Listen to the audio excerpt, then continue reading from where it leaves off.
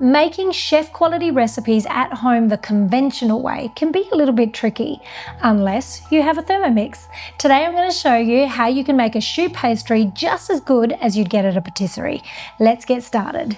I have the choux pastry recipe on the screen of my Thermomix. We're going to press start. And we're going to start popping in the ingredients. First up, we need some water. You'll see it's got inbuilt scales, which make it super easy to weigh all of the ingredients in the same bowl. We need about 100 grams of water. The Thermomix automatically checks off the ingredients when you get the correct weight. We need a little bit of unsalted butter, about 60 grams of that. A little bit of salt. And the sugar's optional. I won't be putting it in this one.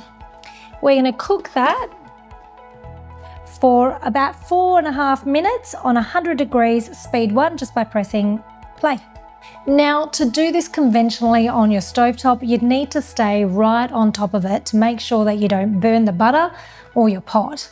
But we don't have to worry about that with the Thermomix because it gets to the perfect temperature, constantly stirring for us without all the excessive sweating that you would be doing if you were making it on a stovetop at home, not to mention all those dishes that you would be cleaning up afterwards. Perfect, that's now at our ideal temperature, so we can continue on and add our flour in there. We want to pop in 80 grams. As you can see, the scale has tiered automatically for us. It recognizes when the lid comes off. And we want about 80 grams of plain flour. And we're just going to mix that through for about 20 seconds on speed 4. Okay, now that that's done, I'm going to set this aside for about 10 minutes to cool. Our choux has now cooled, so we can continue on with the recipe. What we want to do is make sure that your oven is preheated to 200 degrees. And we've lined our baking tray with some baking paper. And now we're just going to add our eggs. Now I know traditionally a choux pastry would require you to add eggs one at a time, but we have tested this recipe multiple times and we know that by adding them all in one hit and continuing, it actually works beautifully. Here we go.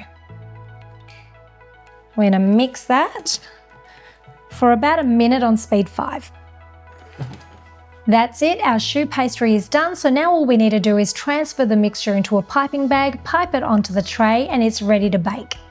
After baking the choux pastry for about 20 to 25 minutes, take them out and use a wooden skewer to pierce each one of them at the bottom because it helps the steam to escape.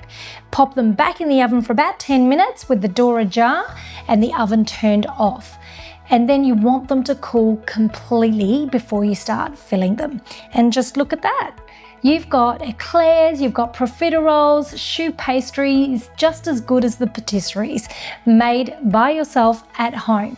So for more recipes just like this one, jump onto cookidoo.com.au.